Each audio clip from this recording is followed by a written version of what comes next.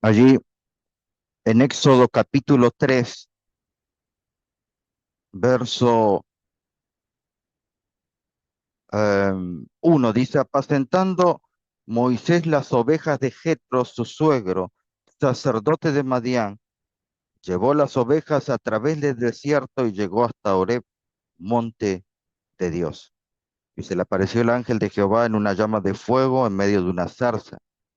Y él miró y vio que la zarza ardía en fuego y la zarza no se consumía. Y allí entonces luego dice, versículo 5, y dijo, no te acerques, quita tu calzado de pie, porque el lugar en donde tú estás, tierra santa es.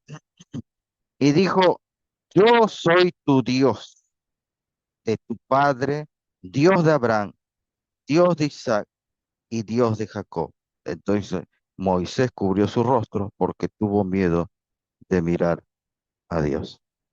Allí lo que nos narra, aunque hay mucho para sacar de ese versículo, lo que nos quiere mostrar es que al decir Dios de Abraham, Dios de Isaac y Dios de Jacob, que Dios está situado en el tiempo. Eso es lo que quiere decir. Dios está no solo en control, sino que Él da tiempo. Está en un momento, un tiempo temporal, donde Él trata con las personas, con su pueblo. Bienvenida a nuestra hermanita Beatriz, allí, un gusto poder tenerla aquí. Lo que nosotros esperamos en la manifestación del cuarto ángel, Apocalipsis 18, es lo que toda la iglesia espera. Pero a veces hay puntos que nosotros dejamos al azar. No todos vamos a recibir esa luz cálida que alumbrará el cuarto ángel. Debemos tener una preparación cabal en estos tiempos. Y es necesario conocer que Dios está en el tiempo constantemente. Él es el Dios de Abraham, el de Isaac y el de Jacob. En cuanto a que Él habita con el hombre, Él ha perdurado en la cronología y esta noche estamos viendo el 1888, el cisma, sí, eso estamos viendo esta noche, el cisma de 1888 y el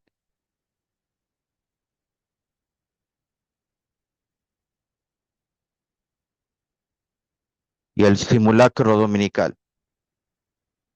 Claro que esto tiene que ver con eventos históricos que están situados allí en la cronología. A veces, cuando nosotros tenemos que repasar ciertos hechos, cuando nosotros tenemos que repasar ciertos hechos históricos dentro de la iglesia adventista que fueron dados para tener convicción, a veces tenemos algunos cuantos eventos, por ejemplo, por ejemplo, si nosotros tuviéramos que rellenar, ¿sí? Tuviéramos que rellenar aquí en nuestro cuadro, allí, ¿qué pondríamos? Bueno, pondríamos, ¿qué? Pondríamos la profecía de las 2300 tardes y mañanas, ¿sí? Entonces, tenemos aquí el fechado y aquí tenemos la culminación, el año 457. Y aún, hermanos, como van transcurriendo las generaciones y van transcurriendo el tiempo, a veces desconocemos saber explicar esto, ¿sí? Ahí tenemos lo que es determinado por las 70 semanas, tenemos 69 semanas más una semana. ¿Se acuerdan? Esto ustedes lo pueden encontrar en Daniel 8, 13, 14 y después en el capítulo 9 de Daniel, específicamente versos 24 en adelante, 22 al 24. Entonces tenemos esta profecía que comienza en el año 457. Y déjenme decirle, hermanos, que hay muchos que deberían ya por lo menos saber en gran escala, a grandes rasgos, no pequeños rasgos, lo que significa esta profecía porque tiene que ver con la iglesia, tiene que ver con explicar a otros hermanos. Hoy en día, tanto la cronología como la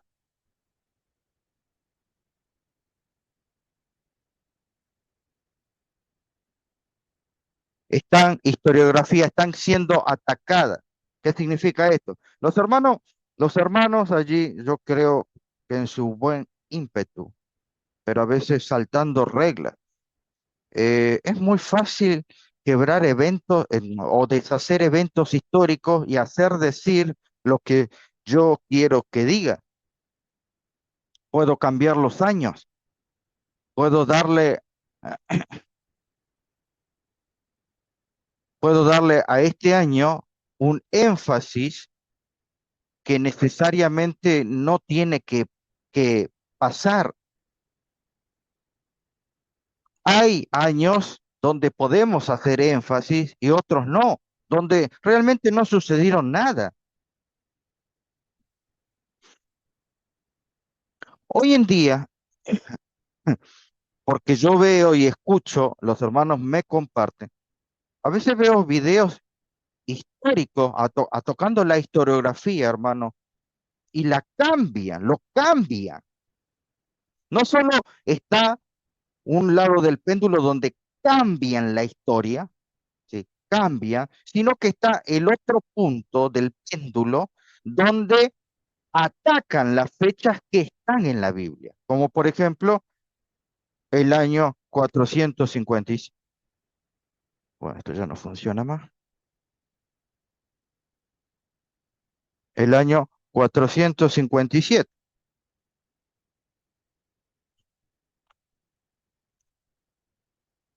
Ahí está. Donde hay hermanos, como lo hubo en el tiempo pasado, atacan estas fechas, que en el 457 no realmente no fue el principio de la profecía, tampoco la finalización. Por ejemplo, cuando Miller estudió la profecía de las 2300 tarde y mañana, llegando a Daniel 8:14, aquí yo tengo un libro donde él estudiaba, donde él vuelca sus anotaciones. Este es el libro de William Miller, que yo lo traduce, lo pude traducir hace muchos años. Esto prácticamente tiene más de 10 años, este libro traducido. Me llevó bastante tiempo. Y allí habla de la segunda venida de Cristo. Y allí escribe William Miller, publicado en Boston, 1842. Este libro de Miller de 1842. Y entonces, por ejemplo, yo les hago una pregunta simple, mi hermano. Es una pregunta simple. Es una pregunta termómetro, como le llamo yo. La profecía que estudió William,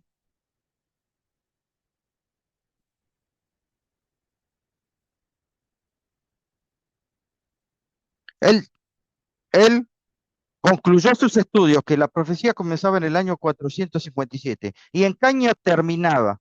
¿En qué año terminaba la profecía, según William Miller? Les pregunto a ustedes, a ver, alguien si puede escribir. Bueno, no sé si tienen vergüenza. Hoy en día, a veces hay grupos de estudio donde tienen vergüenza, son 15, 20 personas y no responde nadie. ¿En qué año dijo William Miller que venía Jesús a la tierra? Que la iba a purificar, porque el texto dice eso, hasta 2300 tarde y mañana y el santuario será purificado. ¿Cuándo fue? la fecha de culminación. Esta ya le están dando con todo, ¿sí? Como en la época también del levantamiento de la iglesia, hubo detractores que la iglesia poseyó, Walter Rea, Ballinger, hubo tantos hermanos,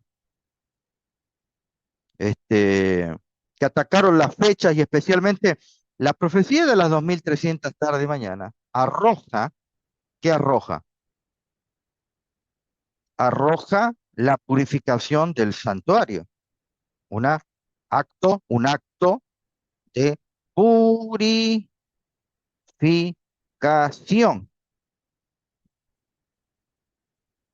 Mañana por la mañana voy a estar hablando un poquito más, lo voy a desarrollar más esto, porque tiene que ver con lo que estamos tocando, ¿sí?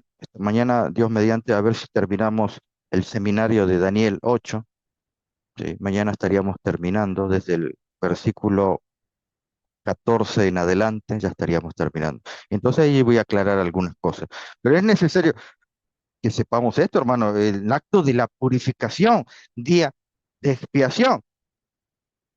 Y entonces, cuando los detractores, como lo hubo siempre, nunca hubo un tiempo en que la iglesia no haya tenido detractores. Sus doctrinas, la iglesia, la mensajera, sus escritos, sus historiadores, todo un conjunto. Hoy llegamos a una fecha donde los hermanos, especialmente los que exponen, porque puede usted tener en su corazón un error y bueno, pero usted no lo hace público. Pero hay hermanos que se colocan como maestros del pueblo. Y al colocarse como maestros del pueblo, imagínense, si este hermano que enseña a 50 personas, 20 personas, él tiene levadura en su enseñanza, va a leudar a a esas 20 personas. Estamos hablando siempre hipotéticamente. Por eso que es importante que nosotros no nos corramos de la Santa Escritura, aunque muchos manejan la Escritura, muchos manejan la Biblia, pero citan muchas cosas que no están en la Biblia. Muchos manejan, este, muchos manejan el libro, los libros del Espíritu de Profecía, pero no predican sobre el libro, no creen ni en Ellen White creen.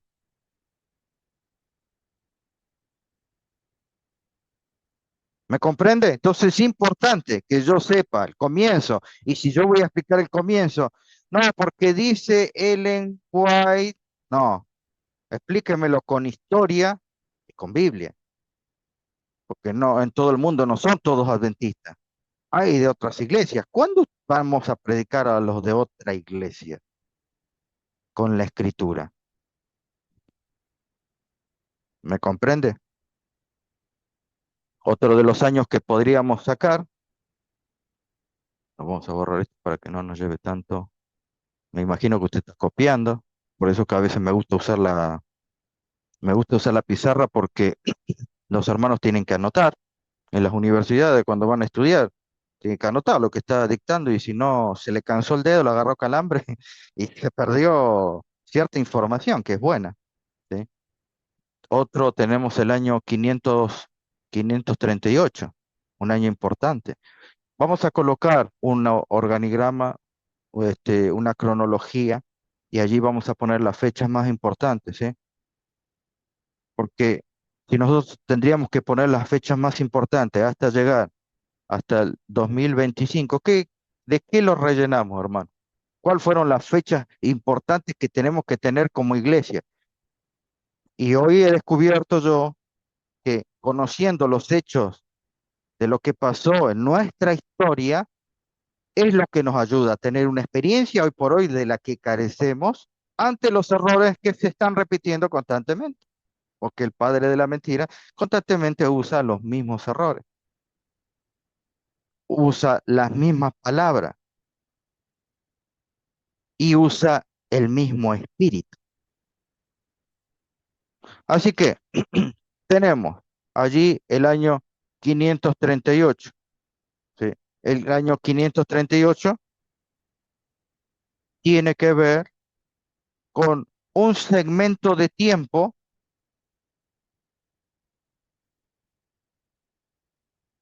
del cuerno de Daniel 8. ¿Sí? Ese segmento de tiempo del cuerno, ¿cuánto iba a durar?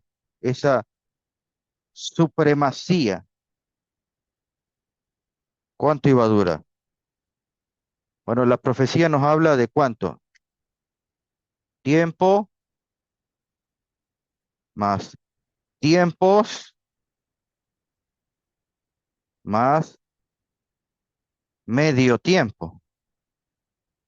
¿Cuánto es eso? Eso es la supremacía papal, lo que iba a aplastar el cuernito,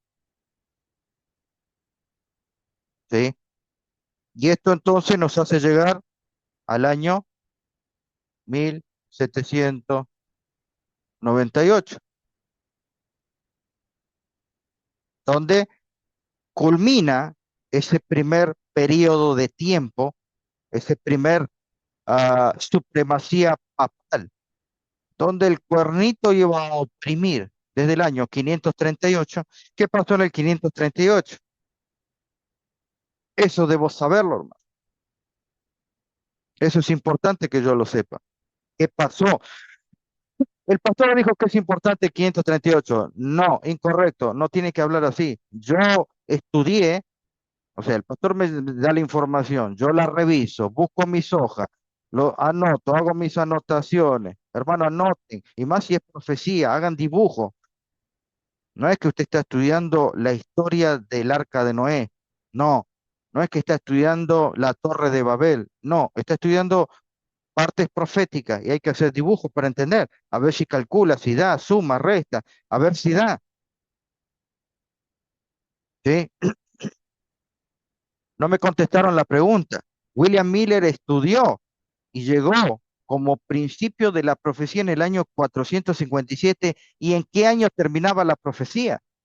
Pueden dejarlo anotado ahí abajo. ¿En qué año terminó la profecía de William Miller? 1798. Terminaba el periodo de la supremacía papal. ¿Sí? Hasta ahí estamos. Cuando hablamos de la supremacía papal, allí nos vamos a encontrar con cuatro eventos escatológicos en el trayecto de ese segmento de tiempo, con la salvedad de que un evento escatológico está fuera de este segmento, pero luego encontramos tres. Entonces vamos a tener 1755. ¿Me están viendo allí? ¿Se escucha bien? 1780. Al que quiere poner la respuesta de en qué año dijo Miller que iba a venir Cristo a la tierra, me lo pueden poner. 1780 lo colocamos por dos veces, ¿sí? Porque hay dos eventos. Y luego tenemos 1833, ¿sí? Hasta ahí estoy. Bueno, entonces, mil, 1755. ¿Qué pasó en 1755? ¿Qué pasó en 1780? ¿Y qué pasó en 1833? Son eventos escatológicos que iban a anunciar que estaba llegando la culminación. 1755. Allí vamos a colocar Lisboa, el gran terremoto de Lisboa. 1780. 1780 tenemos dos eventos. Una, la caída de estrellas, las Leónidas. El otro, el otro evento, ¿cuál es, mis queridos hermanos? La luna de sangre, 1833, el gran eclipse. Todo esto lo pueden encontrar la parte historiográfica de la primera mitad del conflicto de los siglos. Allí pueden encontrar estos eventos. Pastor, ¿de qué me sirve que son eventos pasados? Buena respuesta, pero yo le voy a contestar. ¿Por qué es importante que usted lo sepa?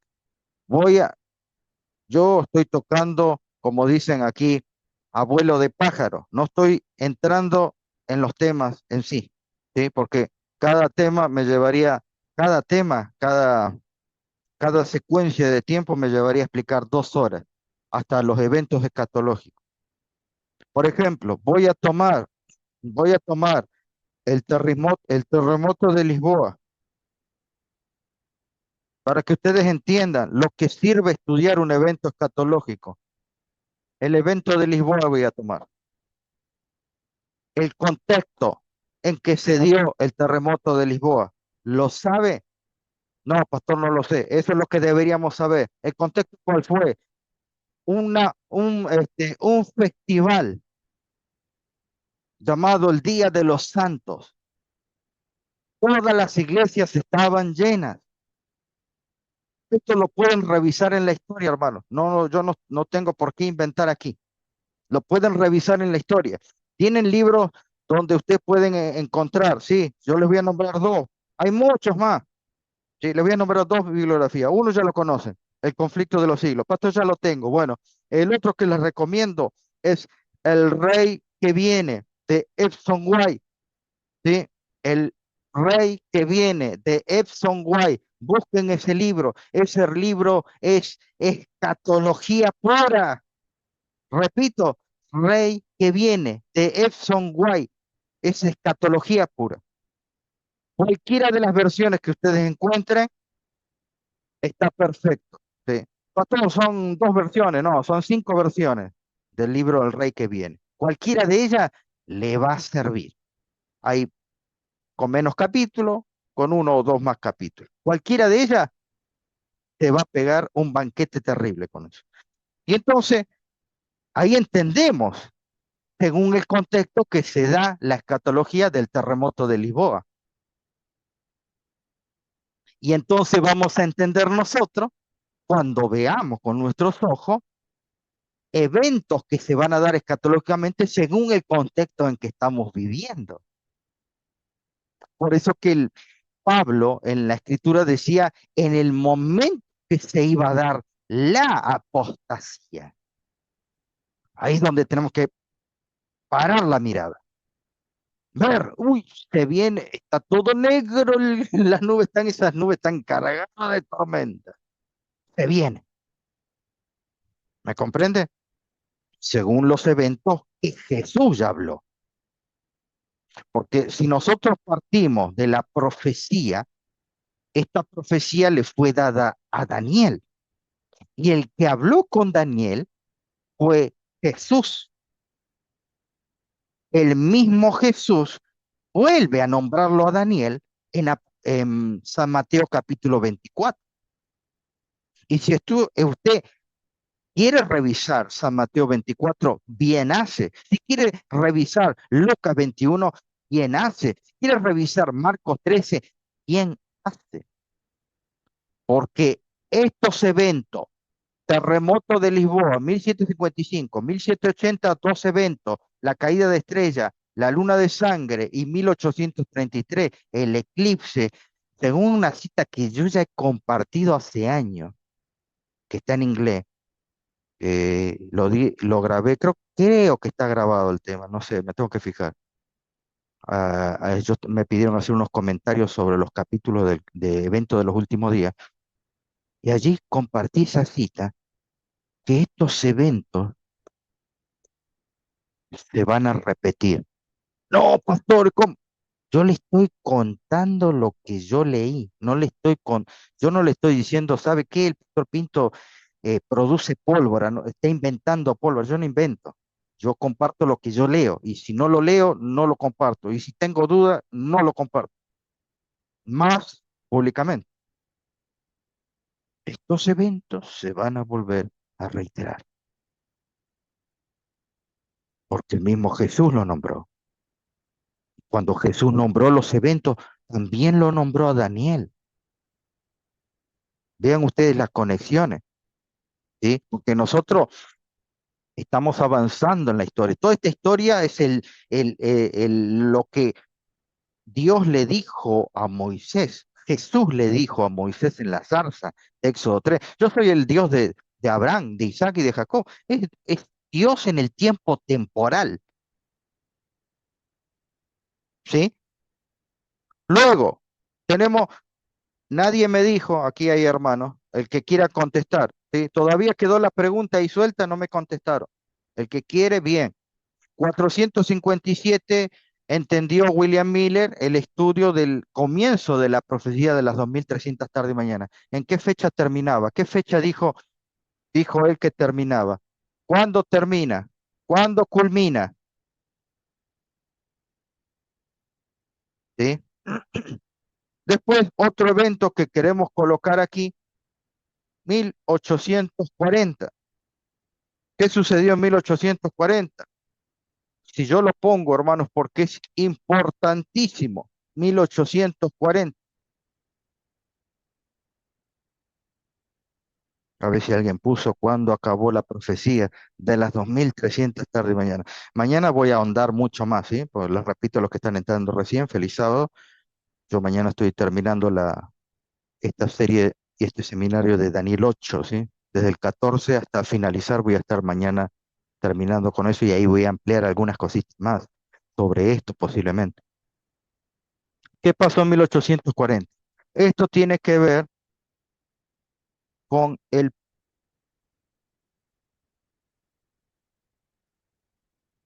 algunas características de lo que sucedió en el Pentecostés.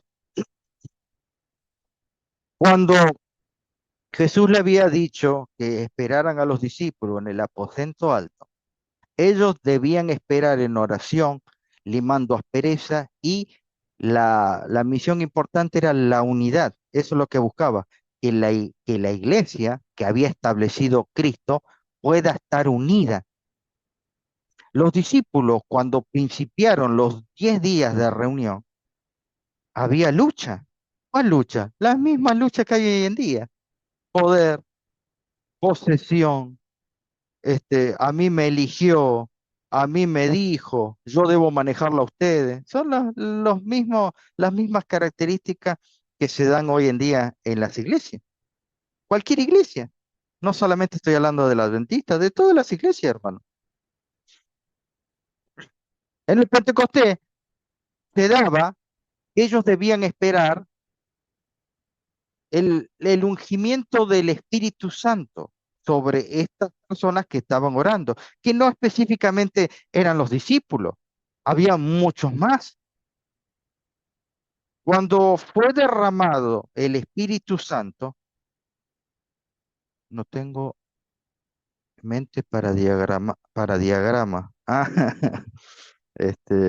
sí, yo explicaba al comienzo que cuando van a estudiar profecía, hagan diagramas, usen pizarra, lápiz, hoja, porque queda más en la memoria, ¿sí? Hay hermanos que me han dicho a mí, doctor, enséñeme a estudiar, yo tengo memoria de corto alcance, y entonces es necesario dibujo. No es lo mismo que yo estoy estudiando la Torre de Babel, entonces posiblemente no utilice dibujos, pero los dibujos sirven mucho para esclarecer, muestran mucho más los errores.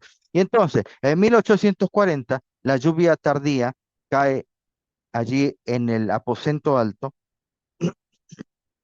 y cae sobre los discípulos. Y entonces ustedes encuentran ahí el texto tan importante ahí de Hechos de los Apóstoles, capítulo 2, capítulo 3, donde entonces son llenos del Espíritu Santo y empiezan a predicar, convierten, bautizan. Pero allí también una parte importante que se dio fue que hubo mujeres que profetizaron y hubo niños que profetizaron. Estamos hablando en la época del Pentecostés. Jesús ya no estaba entre los discípulos. Estaba ese segmento de tiempo para cumplirse la festividad del Pentecostés, que faltaban 10 días.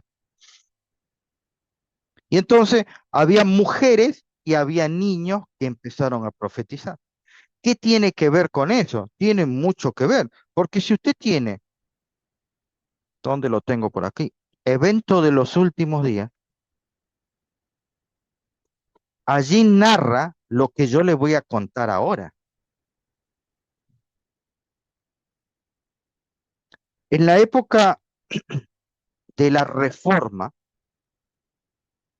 había lugares donde los adultos predicaban, pero el cuerno pequeño en su periodo de persecución, que aquí lo tenemos, 538 hasta 1798, en este periodo de supremacía, había lugares donde los adultos evangelizaban mucho, lugares muy difíciles donde los reformadores debían llegar con el evangelismo. Por nombrarle alguno, generalmente no se habla mucho, hasta ahora no he escuchado a nadie de hablar de eso, yo ya estoy preparando algo de eso, algún momento lo voy a tocar, sobre la evangelización en China,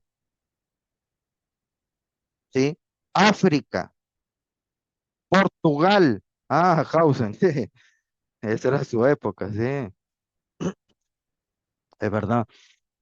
Bueno, y había una zona muy difícil donde los reformadores empezaron a encontrar muchas victorias, que se llama, eh, es un conglomerado de países llamado Escandinavia, ¿sí?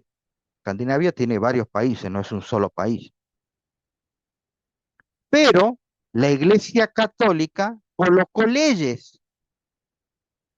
Esas leyes prohibían a la gente adulta hacer reuniones en, em, en el adentrado de los bosques, donde se reunía mucha gente, en los hogares, so pena de cárcel y multa. Y yo tengo ahí, por ahí guardado, tengo el letrero, el cartel de esa época, obviamente en idioma sueco. Y entonces empezó a ganar la partida el catolicismo. Pero Dios, según la profecía que había dado, que no solamente se iba a dar en el Pentecostés, sino que se dio en el año 1840. Y entonces allí levantó a eh,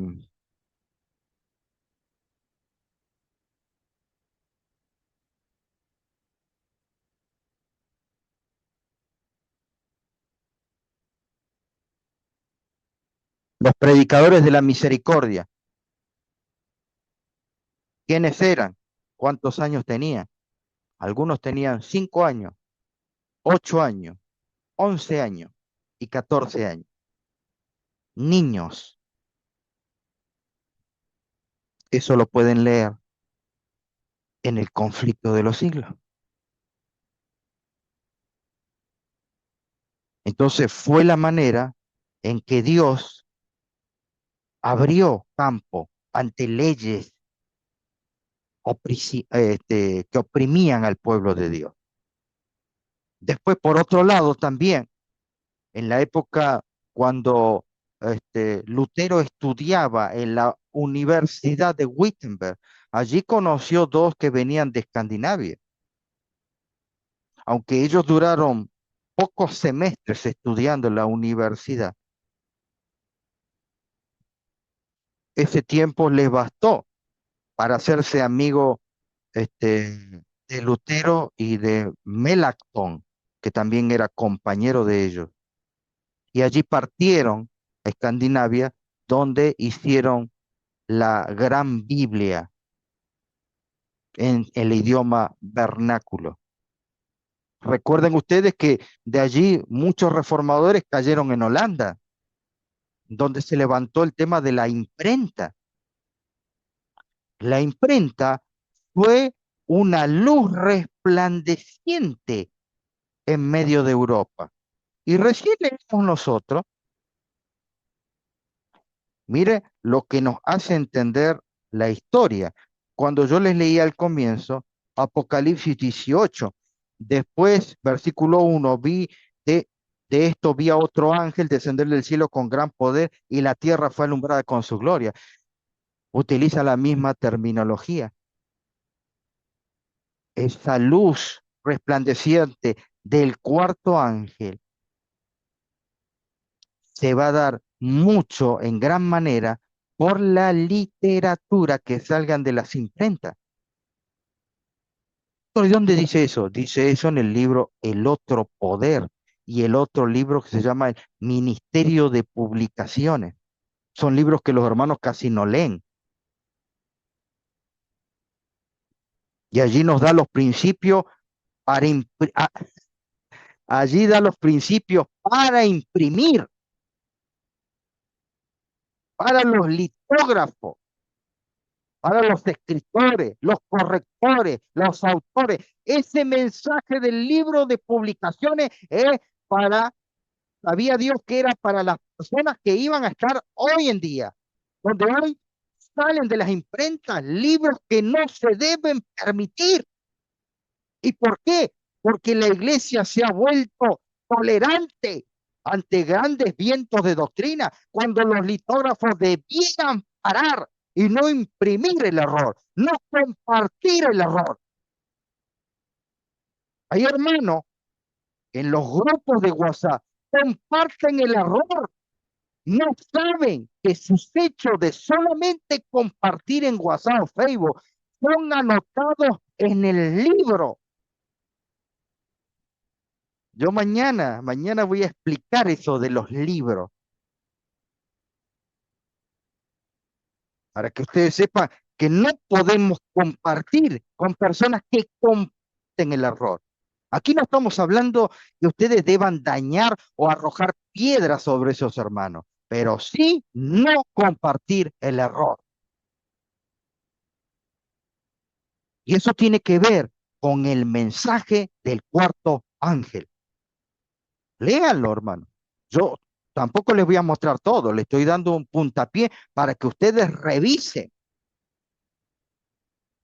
Y entonces esos niños empezaron a predicar en 1840 en toda Escandinavia.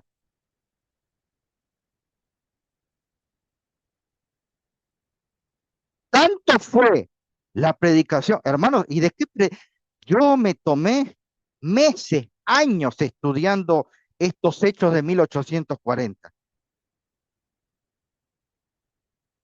Prácticamente me llevó un año estudiar. Revisé hechos históricos y todo el material es, hermano, no está, ojalá hubiera estado en inglés, ni en inglés. Idioma sueco, es difícil traducir eso, es muy difícil. Pero como yo ya estaba empapado en ese tema estaba justo estudiando también traducciones de la Biblia, estaba estudiando los manuscritos de Erasmo, muchos tuve que comprarlos, muchos no, bueno, tuve que comprarme lupas en esa época para poder leer los manuscritos. Hermanos, los manuscritos son a veces no son tan muy dañados algunos. Y entonces estos niños empezaron a predicar, predicaban el mensaje de los tres ángeles, predicaban el arrepentimiento a las masas y predicaban, escuchen bien, hermano, escuchen bien, la reforma pro salud. Los niños de repente cantaban himno, jamás habían cantado, jamás habían hablado. Y como algunos eran chiquitos, los ponían arriba de la mesa. Allí un claro dibujo, un antiguo dibujo que siempre me llamó la atención, que fue cuando un niñito estaba arriba de una mesa predicando. Creo que venía en uno de los conflictos de los siglos de las primeras ediciones que venían en dibujo. Ya hoy en día ya esos dibujos no hay, hermano. Ahora, presten atención. Lo que sucedió en 1840 fue tan importante que Ellen White fue a visitar Escandinavia. Eso lo van a encontrar, ahí le tiro otra bibliografía. El libro se llama Elena de White en Europa. Si no lo tienen, traten de buscarlo. Si lo quieren comprar físico, está sabroso ese libro, hermano. Ellen White en Europa. Eh, Evento de los últimos días habla que en el último tiempo muchos niños serán llamados para la gran obra final de evangelización. ¿Por qué? Fue siempre mi pregunta. Porque si yo sé la historia de 1840, voy a entender. Porque ya hoy en día, y déjenmelo hablar claro, pues ya no está hoy en día para hablar a medias tintas. Primero, porque los adultos no están dando el mensaje correcto. Hay muchos por las redes que dicen el mensaje de los tres ángeles, el mensaje de los tres ángeles. Nunca sufrió calor, nunca sufrió frío. El mensaje de los tres ángeles, pero no predican de la reforma pro salud. Nos enseñan de veganismo, nos enseñan, y pastor, que está mal comprar algo vegano. No estoy hablando de eso, estoy hablando de la filosofía. Entiéndase bien, se pare bien. Estoy tocando la filosofía. Y entonces hay muchos supuestos. Ahí se van a dar cuenta si está predicando el mensaje de los tres. Una persona que predica el mensaje de los tres ángeles siempre va a usar su mano derecha, que es la reforma salud. Pastor, pero el veganismo lo transforma. Yo he conocido veganos que toman whisky. En cambio, la reforma pro salud transforma. Ese es el, lo que debe lograr para el mundo. La reforma pro salud restaura para el mundo, pero para la iglesia la purifica. Esa es la palabra. Purificar, gran día de expiación. Y todavía nadie me respondió. ¿Cuándo dijo Miller que terminaba la profecía? Él llegó. El comienzo dijo 4:57, pero ¿cuándo terminaba? ¿Cuándo termina? ¿Me lo pueden anotar ahí?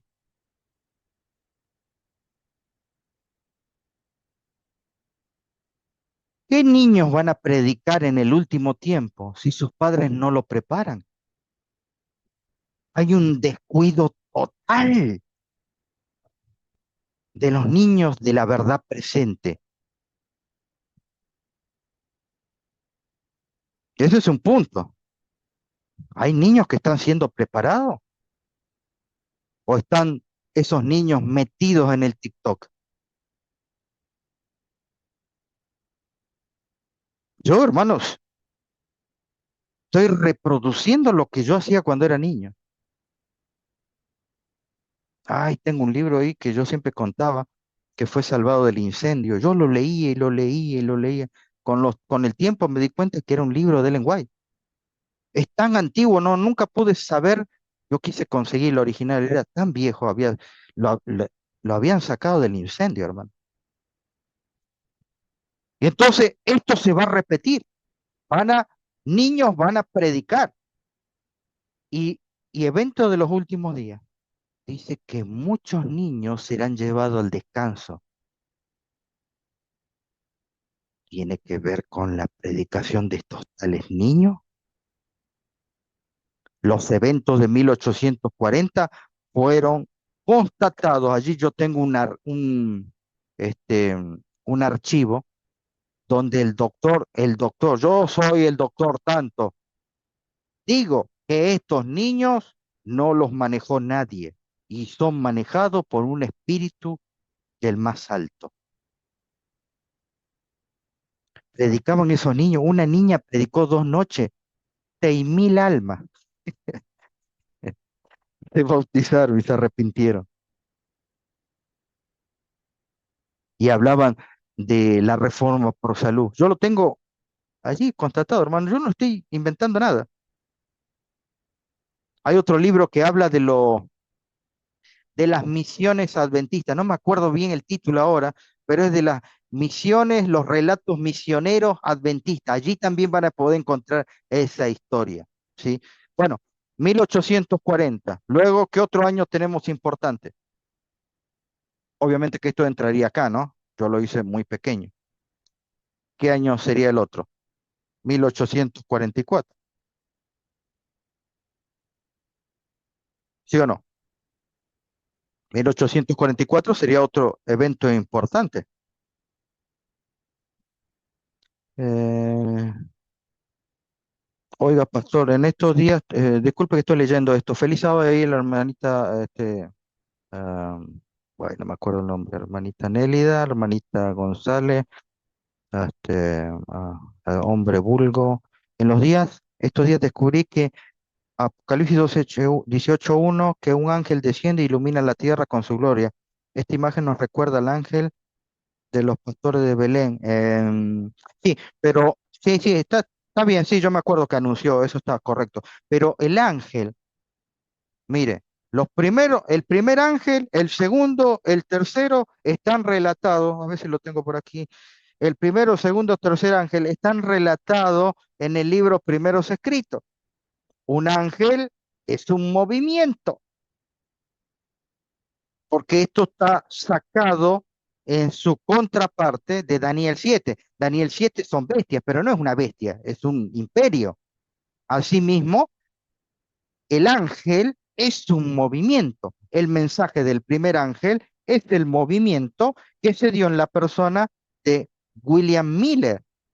Aquí tengo el mensaje que dio él. Este libro fue impreso en el año 1842.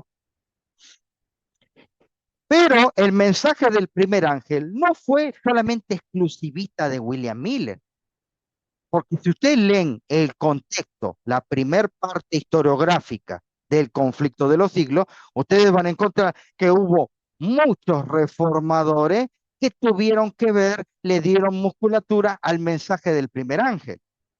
No es que William Miller descubrió todo de la nada. Había, se escuchaba por el aire, por otros países, que estaba el gran despertar del evangelio y de las profecías, porque eso, así como se selló, se deselló.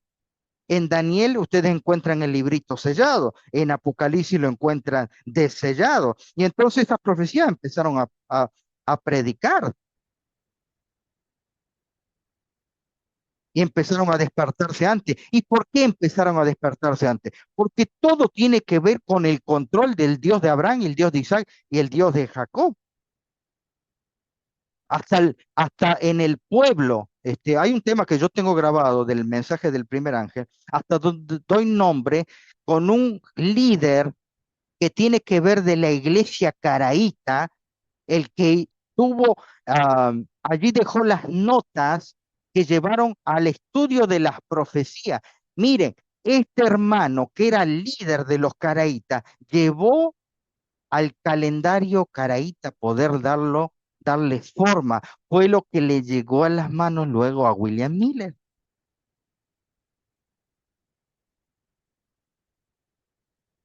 La predicación de un jesuita que fue echado, que fue a parar a Chile, también tiene que ver con el mensaje del primer ángel. Pastor, ¿de dónde saca? Y hermano, yo no estoy inventando la pólvora. Eso está en el conflicto de los siglos. La Cunza, que se cambió el nombre cuando puso el nombre, el del nombre de cuña en el libro, puso un nombre hebreo.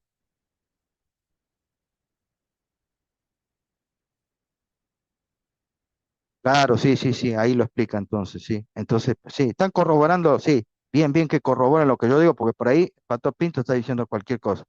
Y entonces hubo un gran despertar en cuanto a las profecías. Hubo cronologías que estaban más correctas, otras eran disparatadas, como hoy en día, hermano. Hay hermanos que se dedican a la cronología dentro de todo más correcto y acentuado a la escritura. Hay otros que dicen disparate, hermano. 1842, la venida de Cristo, 1831, los siete tiempos. No sé si escucharon ustedes eso de los siete tiempos. ¿Eh? 1844 fue un hecho importante donde la iglesia también tuvo una separación, un pequeño cisma. De eso estamos hablando. 1888 el cisma y el simulacro dominical en la cronología. Después de 1844, ya empezaron a venir predicadores con doctrinas erróneas, solapadas con la Biblia. Y aquí entra el primero. Yo les voy a nombrar el primero. Obviamente que yo lo voy a tocar muy por arriba. Mil. Entonces, hubo un predicador que era capitán de un barquito, ¿sí? Ahí pueden escribir su nombre, que empezó a estudiar el tema del santuario, porque el año 1844 fue lo que llevó al estudio de las profecías, ¿dónde lo puse? Pero Miller dijo una cosa, lo que Miller, los 7 tiempos, claro, pero los 2500, los 2520 años, usted lo va a encontrar en la pancarta de 1844. Recuerden, hermanos, que en la pancarta, bien lo que allí nos anotó nuestro hermano, lo que está todo en la pancarta, había cosas buenas y había cosas que tenía errores. El mismo conflicto de los siglos lo dice, Dios compuso su mano, tapó el error, ¿sí? Eso tiene que ver con uno de los errores. Y esto, hermano, esto, esto que yo les voy a decir ahora es lo que se repite hoy en día. Este capitán de barco empezó a estudiar el tema del santuario porque en 1844 había arrojado los primeros pasos según Samuel Snow, que también escribió un libro allí muy importante, que deberían tenerlo. Y entonces Samuel Snow dio luz de estudiar lo que estaba por suceder en 1844 con el tema del santuario celestial, no el terrenal, día de expiación. Y entonces él toma esa parte del estudio del santuario, lo tergiversa y le pone cronología. Cambia la historiografía y cambia la cronología.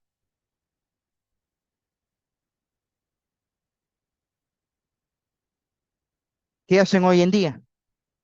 Cambian la historiografía y cambian la cronología. Los mismos adventistas hacen eso. Estos que dicen, predicamos el mensaje de los tres. Ellos mismos cambian la historiografía y cambian la cronología. Y hacen lo que quieren. Total, en Israel no había rey y cada uno hacía lo que bien le pareciera. ¿Sí o no?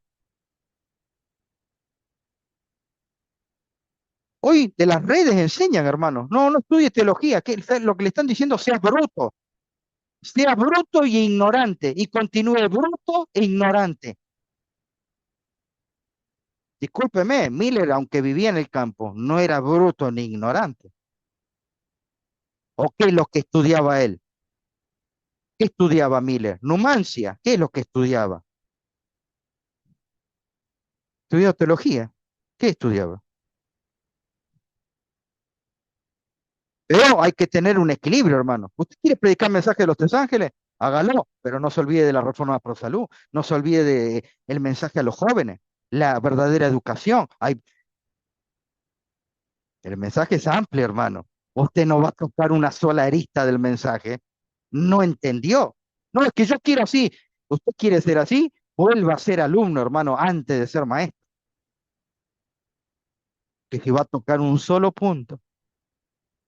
Y entonces él toma el estudio de la profecía y dice, sí, este capitán del barco llamado Joseph Bates, y entonces llega a la conclusión que en el día de expiación, en el lugar santísimo, sí, con una concordancia, no solo concordancia, sino que tenía sus notas. Él, por ejemplo, para llegar al año 457 tuvo que usar elementos auxiliares.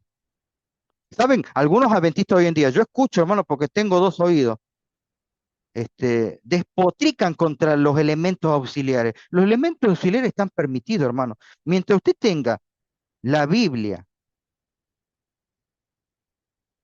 como el parámetro, está bien. ¿Sí? Usted es soloísta bíblico, está bien. Pero luego usted tiene elementos auxiliares que ayudan al estudio. ¿Qué usted va a desechar esos elementos auxiliares? Entonces tiene que pedirle a William Miller que deseche los elementos auxiliares que él usó. Él usó la concordancia de Strong, entonces ¿qué tenía que hacer? No, de Strong, él estudió la de Cruden, tenía que quemarla. Él estudió la Biblia, tenía una Biblia King James, usaba la cronología caraíta, usaba el papiro de Elefantina. Hay varias cosas que él usó. Pasa que a los hermanos les gusta hablar de balde y no entienden porque no revisan la historia.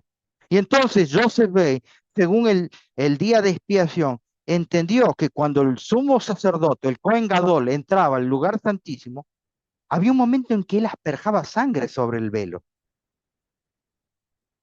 Y entonces él sacó su cuenta y dijo, hay un momento en que uno, dos, tres, cuatro, cinco, seis, siete. 7 gotas.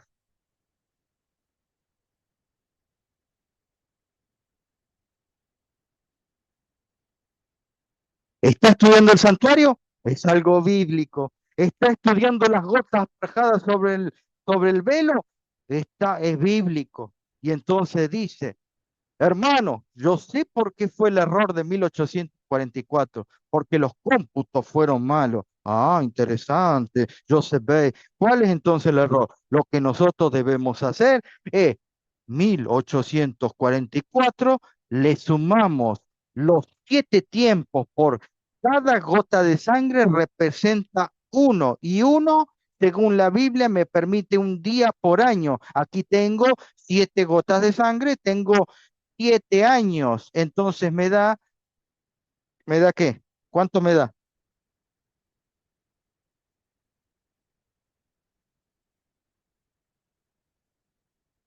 1851. ¿Qué iba a ocurrir ahí? La segunda venida de Cristo. Esto es historia, hermano. Muchos hermanos empezaron a esperar y a predicar la venida de Cristo en el año 1851. Uno de ellos, porque Joseph Bay empezó a enseñar eso y hubo discípulos. Por eso que el cuidado que hoy tenemos que tener de lo que decimos en público, porque hay personas que lo van a tomar. Yo antes de hablar en público, hermano, lo pienso 2 veces. Todo lo que yo le estoy mostrando, hay cosas que yo ya las de antemano, yo sé lo que le estoy diciendo, hay cosas que yo no voy a decir. Y entonces uno de esos discípulos, llamado Joseph Smith, fue el que también empezó a predicar de la venida de Cristo en el año 1851. Joseph Bay se dio cuenta de su error, se arrepintió, pidió disculpas y volvió nuevamente a encauzarse en el mensaje bíblico. Joseph Smith no se arrepintió, despotricó con el lenguaje, despotricó con Jaime White, despotricó con el mensaje adventista. Esa historia está terrible. ¿Y qué le puso? 7 tiempos. Hoy en día no hay un gran predicador que usa los 7 tiempos. Yo lo he escuchado, hermano. De estos que dicen, dos, tres predicadores importantes. Uno creo que está en Bolivia. Y ustedes no dicen nada, hermano.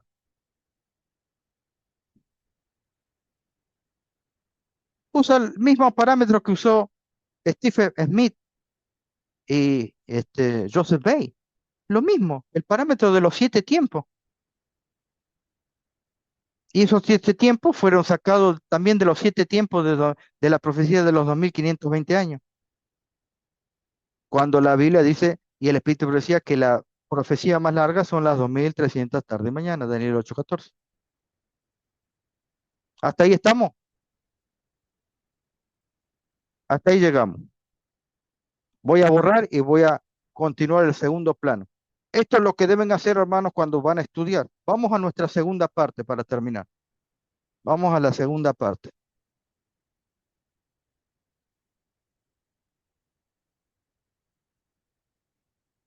Se puede comprar también, hay esos cuadernos de hoja 4, hoja lisa. También sería bueno para que usted pueda hacer los dibujos allí. Eso le van a servir mucho, hermano. Mucho, ¿sí?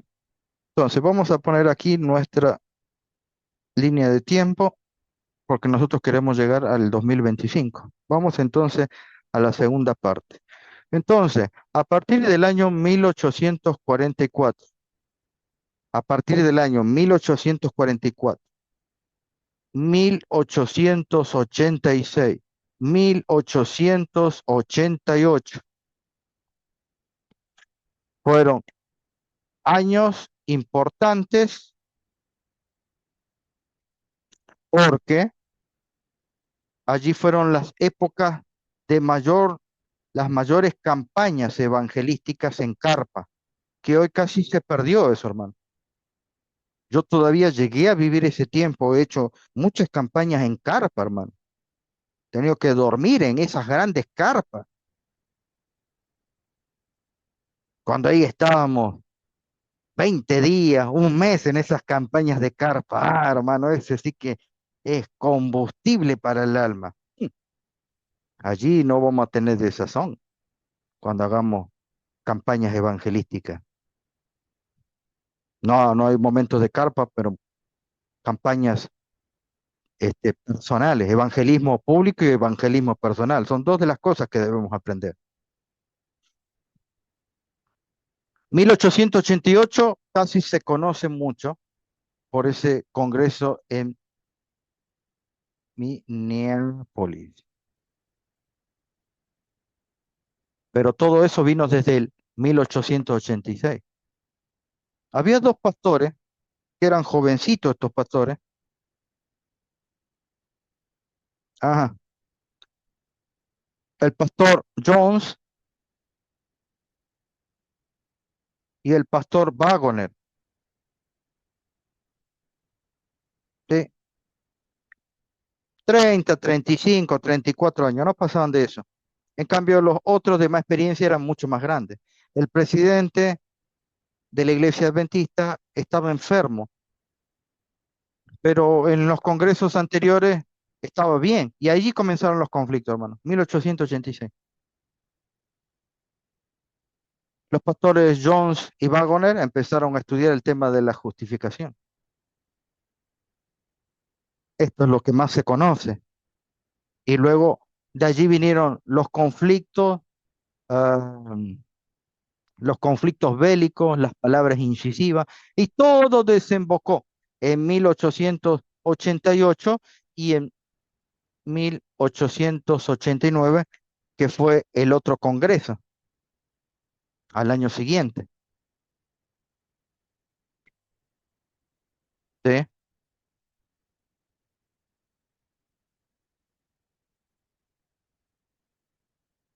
Los temas conflictivos, ¿cuáles eran? Por ejemplo, en 1888 ustedes conocen que el tema en el tapete fue la justificación.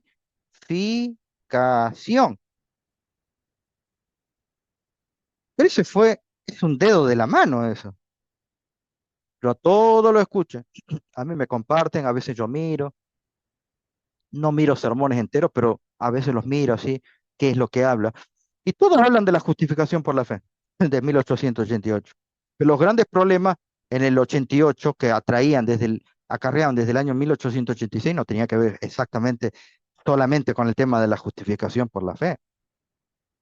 Cuando llega en el año 1888, el presidente de la Asociación de los Adventistas le pide a William White, uno de los hijos de Ellen White, que haga un temario de los temas que se iban a tocar en Minneapolis. Ellos le piden, él le pide encarecidamente que haga el temario y trate de dejar a un lado los temas conflictivos, pero Willie White Lo que más colocó fueron los temas que estaban más en conflicto. Así que allí se tocó el tema de la justificación. ¿Qué más se tocó? A ver, si ustedes saben. Ay, no sé si hay hermanos acá. Puede ser que haya. ¿Qué otro tema se tocó en 1888? La ley en Gálata. ¿Qué más se tocó? ¿Alguien sabe? Los 10 cuernos de Daniel 7. ¿Sí? Eso se tocó.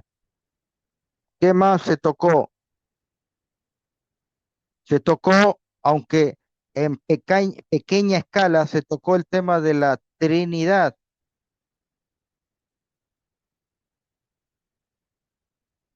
¿Sí? Esto fue de menor, esto fue de menor a mayor, los conflictos. Y allí entonces ultrajaron con este, reuniones solapadas, reuniones por atrás, el presidente de la Iglesia Adventista trabajando en contra de Wagner, en contra de Jones, y él, eso que no estaba presente en el Congreso, mediante cartas que él escribía estando enfermo en cama. Todos esos temas, Jones hablaba por las mañanas, estudios bíblicos, Wagner hacía lo mismo cada mañana que conllevaba el Congreso. Y por otro lado, los que se habían dividido en dos grupos repartían folletos en contra de lo que estaban predicando Jones y Wagner.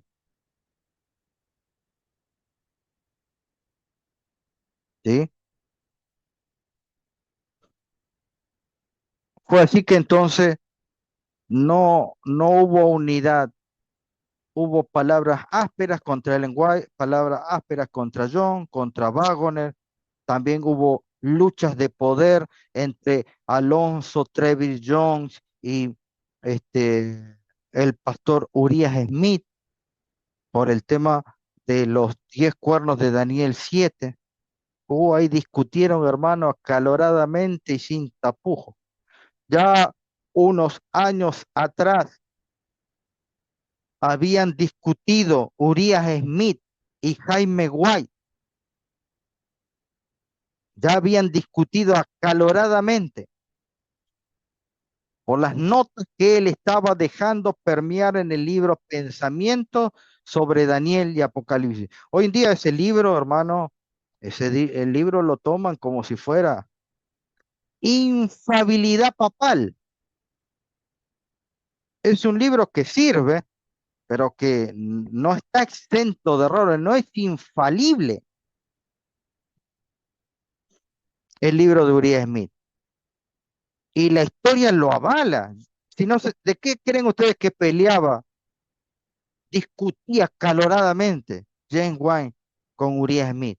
De las cosas que él colocaba en los libros. Hasta llegó a poner de la evolución de Cristo. Miren ustedes lo que llegó a escribir Uriah Smith. Hasta un día estaban tan acalorados discutiendo boca a boca Uriah Smith con James Wine que la hermana White le dijo, lo tomó de la mano a James Wine y le dijo, cállate, vení para acá, déjalo. Que no, la discusión no iba a llevar a nada, hermano. Más bien se iban a propasar y vaya a saber dónde termina eso. Luego en el Congreso de 1888, aunque muchos conocen que solamente se habló de la justificación por la fe, se olvidan que se tocó la ley en Gálatas, Daniel, el tema de la Trinidad, y también se olvida que hubo muchos que se arrepintieron en el año 1888. Hubo muchos que, que escucharon el tema del arrepentimiento. Muchos médicos misioneros, médicos como Robinson, escuchó el mensaje, se arrepintió y se rebautizó. Yo tengo ahí una lista de por lo menos tres, cuatro pastores que se rebautizaron en 1888. Obviamente que la nota tónica de lo malo y el conflicto es lo que más permea sobre las cosas buenas que posiblemente hayan sucedido en ese Congreso. Luego, en el Congreso siguiente, del año subsiguiente, 1889, ahí apareció Ellen White, ¿sí? Ellen White, ahora trabajaban unidos con Waggoner y Jones, ¿sí? Entonces aquí vamos a encontrar al pastor Jones, vamos a encontrar al pastor Waggoner estudiando juntos, codo a codo, y Ellen G. White trabajando juntos, ¿sí? Entonces llega a un sábado de mañana a la iglesia Dime de los 10 centavos en Battle Creek y entra y ahí se encuentra con uno de los asistentes, uno de los diáconos, y le pregunta a quemarropa Ellen White, ¿qué va a predicar hermana White? Y eso es un momento que a mí me gusta, ¿no? Cuando Ellen White se ponía los pantalones y le dijo, lo que yo voy a predicar entre Dios y yo, permiso. Así le dijo. El otro quería saber qué iba a predicar. ¿De qué va a predicar? Le dijo. Claro, porque todo el conflicto que había venido de 1888.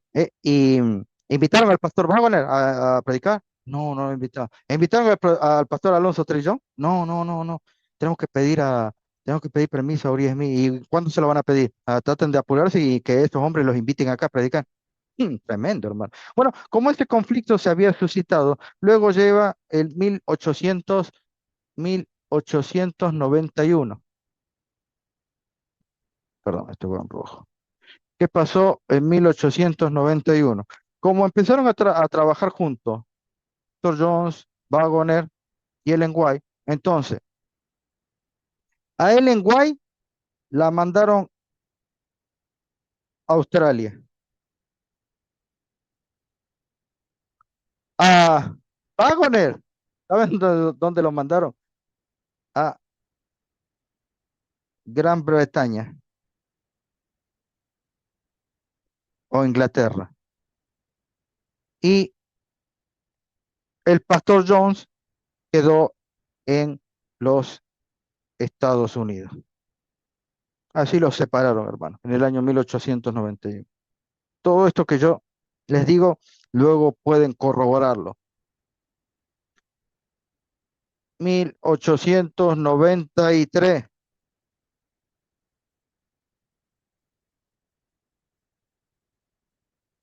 otro de los congresos en carpa, ¿eh?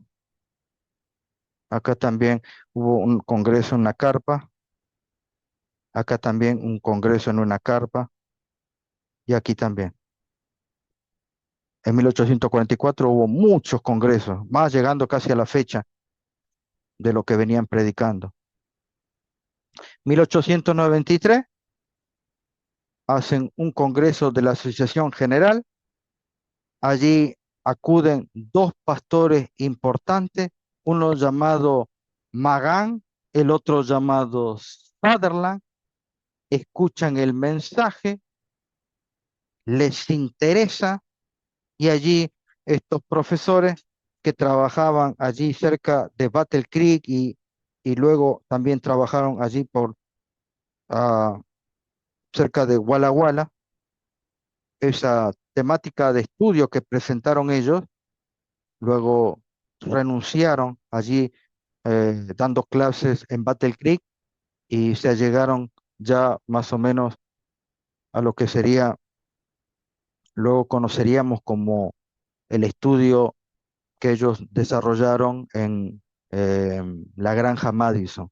Allí fueron las épocas que salieron los libros de educación, ¿sí? Como por ejemplo Fuentes de agua viva, cisternas rotas de Sutherland. A ver si lo muestro acá.